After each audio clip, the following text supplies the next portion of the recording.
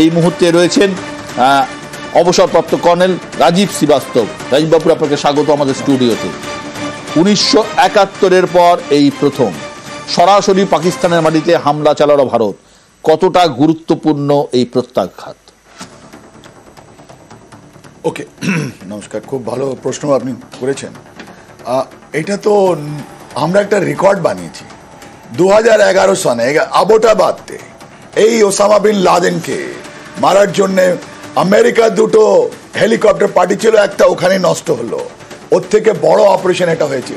হয়তো আপনারা ভিজুয়াল দেখছেন, একটা টেলিভিশন ক্যামেরা আর টেলিভিশন স্ক্রিনে যেটা দেখছে ওটা ভালোভাবে আপনার ওই পরিস্থিতিটা কিরকম হয়েছে ওটা আমরা বুঝতে পারছি না। আমি একটু বলে দিই, বলুন। আপনি দেখুন, একদিকে মুজাফরাবাদ আছে, যেখানে দুটো ঘাঁটি নষ্ট হলো, যেটা হিজবুল মুজাহিদিনের, আর অন্যদিকে ভাওয়ালপুর আছে। এই যে PoK, Pak occupied Jammu and Kashmir and Punjab of the Pakistan, এর মধ্যে ল্যাটারাল ডিস্টেন্স জানেন কত আছে? 600 কিলোমিটার।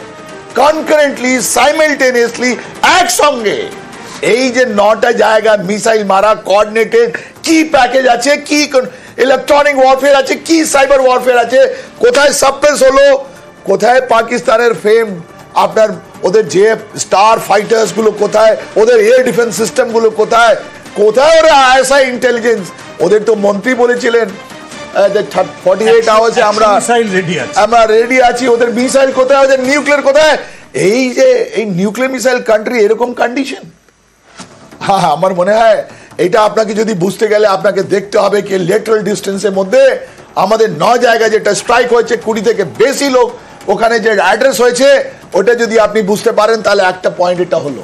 দ্বিতীয়, এখন পর্যন্ত যেটা বগি পাকিস্তান চালাচ্ছিল যে ওটা একটা নিউক্লিয়ার স্টেট আছে, আর কিছু করলে আমরা নিউক্লিয়ার করে দেব, আর এই বগি নিয়ে ও যতগুলো ইসলামিক স্টেট ছিল ওকে ধমকি দিচ্ছিল, ওদেরকে ইমপ্রেস করার চেষ্টা করছিল, আমাদেরকে তো ধমকি দিচ্ছিল। আমাদের সঙ্গে বাংলাদেশের ভাই আছে, ওদের ঢাকা ইউনিভার্সিটিতে অনেকগুলো প্রফেসর ছিলেন, ওরা বলছেন আমরা 2-4টে ওখান থেকে নিউক্লিয়ার এসে আমরা বেঙ্গলে লাগাবো। কোথায় আছেন ওরা? দ্যাট ইজ একটা জিনিস, ওটা বগি চলছিল। তাই জন্যে 1999 সালে যখন কারগিল হয়েছিল, আমাদের কাছে অপশন দেওয়া হয়েছিল কি আমরা যদি যাই দুটো নিউক্লিয়ার পাওয়ার স্টেটের মধ্যে একটা লড়াই লেগে যাবে। আজকে তো আমরা ওসব কেয়ার করিনি। নাম্বার 2, নাম্বার 3, আপনি দেখুন পাকিস্তানের সঙ্গে আমাদের 3 রকমের বর্ডার আছে। 3 রকমের বর্ডার। একটা আছে গুজরাট থেকে জম্মু পর্যন্ত, দ্বিতীয় আছে আমাদের কাশ্মীরে, আর তৃতীয় আছে আমাদের সিয়াচিন আছে, ওটা আমরা বলি AGPL, অ্যাকচুয়াল গ্রাউন্ড পজিশন। না, পাঞ্জাব আছে, রাজস্থান আছে, ওটা আইবি, ওটা ইন্টারন্যাশনাল বর্ডার স্যার। গুজরাট থেকে নিয়ে কচ্ছ থেকে নিয়ে আপনার জম্মু পর্যন্ত এটা আমাদের ইন্টারন্যাশনাল বর্ডার, যেখানে আমাদের কোনো ডিসপিউট বর্ডার আর লাইন অফ কন্ট্রোল আলাদা আছে স্যার, আর AGPL আরো আলাদা আছে। আর তার সঙ্গে একটা চতুর্থ জিনিস আছে, ওটা হলো সাকসম ভ্যালি, যেটা পাকিস্তান চায়নাকে দিয়েছে আমাদের জমি, রাইট, 1965 এর পর।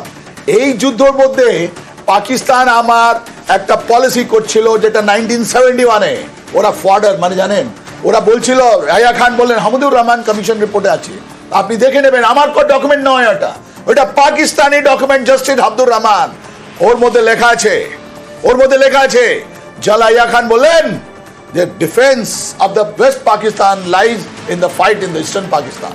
তার মানে বাঙালিরা মরবে, আর এখানে পাঞ্জাবি ডমিনেটেড ওয়েস্ট পাকিস্তান, যেটা আজকে পাকিস্তান, ওরা বেঁচে যাবে। সেম জিনিস, সেম প্যাটার্ন পিওকে জন্য ওরা করেছে, পিওকে, পাক অকুপাইড জম্মু এন্ড কাশ্মীর জন্য। আপনাকে ধাপে ধাপে বুঝে দিই, আপনারা তো সাংবাদিক, আপনারা সবাই জিনিস ভালোভাবে খতিয়ে দেখেছেন। আপনি দেখবেন এক সপ্তাহ আগে ওরা বললো নীলম ভ্যালিতে কেউ যাবে না, there will be no visitor, there will be no guest, there will no ইয়ে। তারপরে কি বললো, ওরা বললো আমাদের মাদ্রাসাগুলো ক্লোজড বিকজ আমরা ছুটি চাই। আর তৃতীয় ওরা কি করলো, ওরা বললো এমার্জেন্সি লাগিয়ে দিল 3 দিন আগে। পুরো পাকিস্তানে তো ইমার্জেন্সি হয়নি।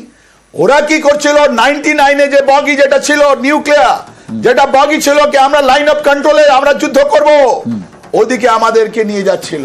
তাহলে একটা পলিটিক্যাল উইল দরকার ছিল। ওই পলিটিক্যাল উইল বলবে let there be nuclear bomb, let there be any international ramification. আমরা ভয় করব না, আমরা ভয় করি না ভারতীয়রা, আমরা মারবো। This is the first time.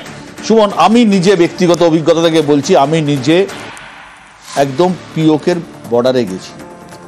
আমি নিজে কুপওয়ারা থেকে ট্রাভেল করে বাই রোড টাংদার পেরিয়ে একদম টিটওয়াল অব্দি গেছি, যেটা একদম ভারতের শেষ জায়গা।